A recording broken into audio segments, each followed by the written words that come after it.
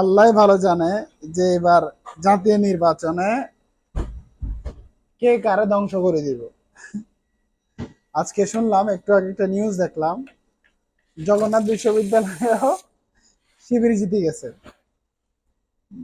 জানেন, বুঝলাম না, সবাই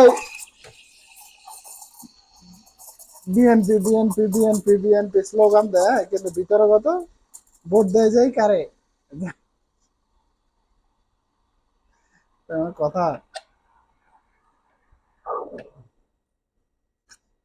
হ্যাঁ, এটা তো ভাববার বিষয় এখন। হ্যাঁ, হ্যাঁ, নেতা, ও শিবিরের নেতা।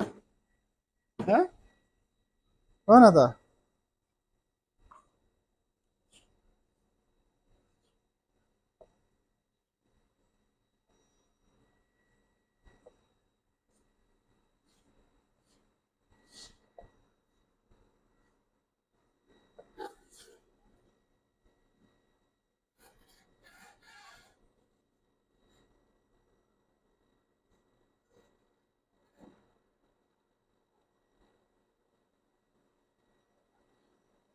শিবিরের নেতা।